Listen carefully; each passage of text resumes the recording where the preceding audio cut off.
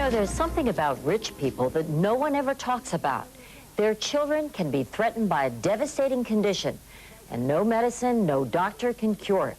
It's called affluenza.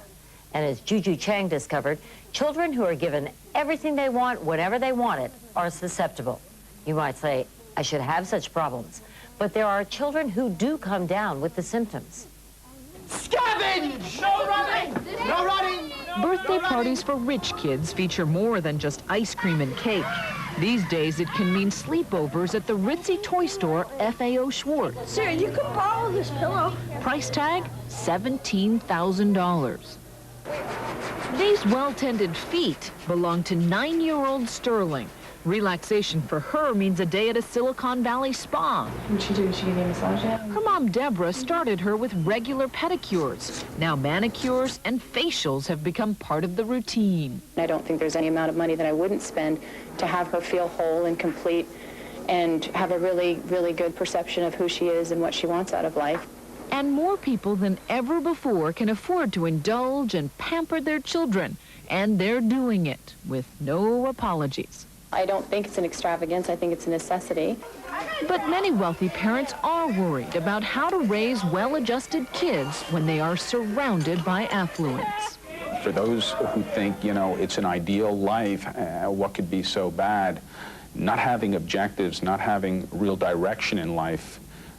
When we speak to these children, it's very tough. Scott Cooper is a financial advisor at Merrill Lynch. They saw a need for a new program to help parents worth $100 million or more teach children the responsibility that goes along with being fabulously rich. This Wall Street Journal commercial makes fun of it. Time is my money! But according to Cooper, it's no laughing matter. Faster! It's just the severity of the problems. So as you add zeros to people's net worth, the problem, I think, just accentuates. It's no surprise that being filthy rich can breed problems. Most people would say, those are the kind of problems I wish I had. While you won't find it in any medical books, psychologists have actually come up with a name for these problems, affluenza. And while it may sound preposterous, they're even treating it like a disease. They say it happens when people's values become distorted by too much money. Psychotherapist Jessie O'Neill coined the term in her 1996 book, The Golden Ghetto.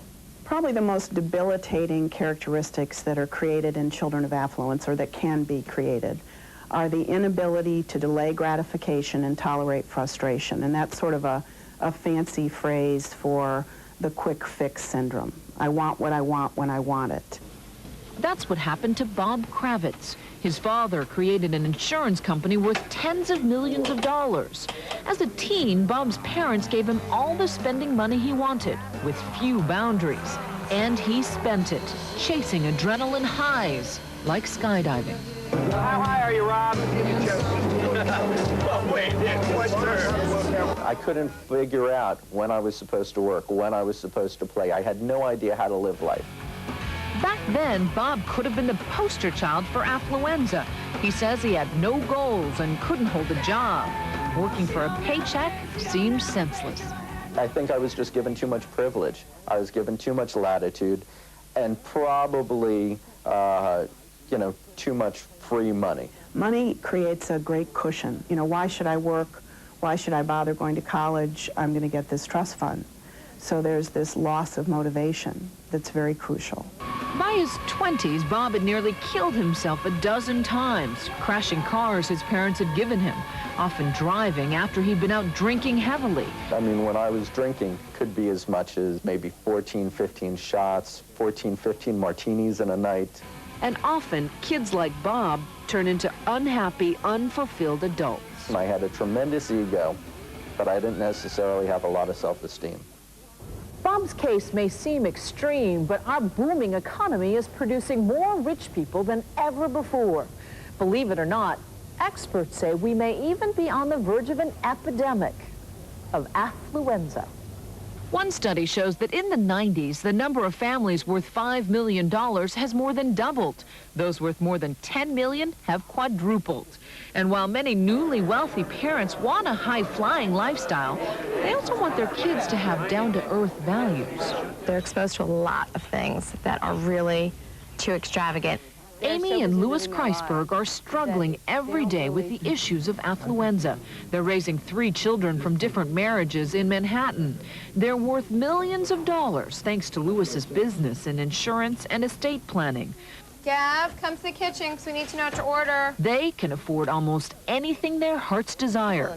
But it's a challenge when 11-year-old Gavin asks for anything his heart desires. I mostly ask for rollerblades and a bike, because my rollerblades, because we play hockey, and like I want faster rollerblades than I already have. He's now informed me that he needs a new lacrosse stick before he goes to sleepaway camp. And, you know, and he needs it. He really needs it. Does he have and a new tennis racket. So he has trouble distinguishing need and want? Oh, yes, absolutely. Busy parents often want to indulge their kids all they can, regardless of their income level. But Jesse O'Neill says if you do, you may end up with a child who thinks he's entitled to whatever he wants. You know, some of it is just the good old parenting traits. I mean, you know, say no, set appropriate boundaries. There are times, absolutely, when we do say no to them, when they're begging for the new PlayStation 2 that's coming out, and they want to be put on the wait list, and I say no, and they don't understand why. They look at me like, what's your gig? Why not? You know, can afford it. We can do it. Why can't I have it? And I just say no. So to teach them the lesson that, hey, you can't have everything. You can't have everything. But saying no to the kids became a problem the day Louis brought home a brand new $80,000 Porsche convertible. He walked in, he said, I bought the Porsche. I looked at him and I said, what are we going to tell the children? They've been asking for one and now you've bought one. How are we going to do this? I'm trying to communicate verbally that the Porsche is for me for the hard work, but if I'm the children, all I see is that Dad got a Porsche. I mean, it's got to be a little bit frustrating, though, to know. It is. We can afford a Porsche, yet we can't buy me rollerblades. Shouldn't a parent be able to buy himself what he wants with his hard-earned money? Experts say yes. One way parents can justify their purchases is by teaching their children to set their own goals and aspire to them. When I think, like, he affords a Porsche, but then I know that I haven't worked as hard as him. And when I'm older and I do my work, I'll be able to afford a Porsche if I try hard enough. How much money would you like to move? But wealthy parents with affluenza, like parents of any income group, seem far more committed to work than being with family. Louis is constantly working. I mean, he really works 24/7. I think along with that has come a lot of stress and missing out on some things. Look upon Caesar! Things that are important to Jeremy, Louis's 12-year-old son from his first marriage, like this school play. Played the role of Julius Caesar in the play Julius Caesar, and he was on a business trip. He couldn't make it, and he didn't make my birthday party this year either. He was on a business trip, so I do think he works too much. Come on, Gav, it's yours! Come on, Gavin! Even when he does show up, is he really there?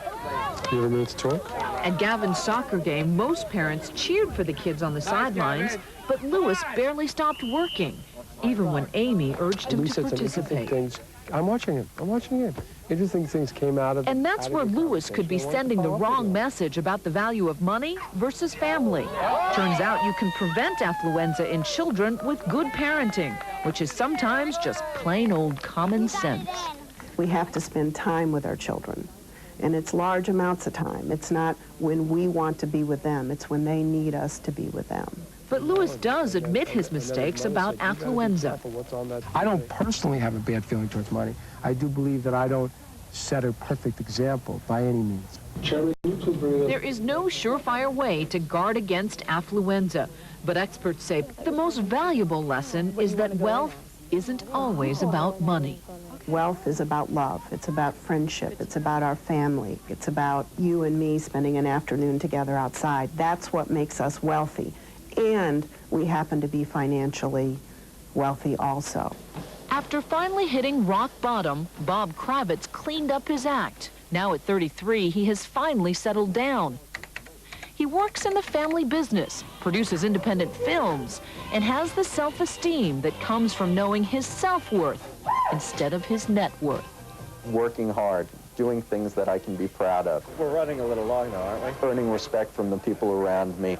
I think I get more enjoyment out of playing by the rules these days than I ever have before in my life.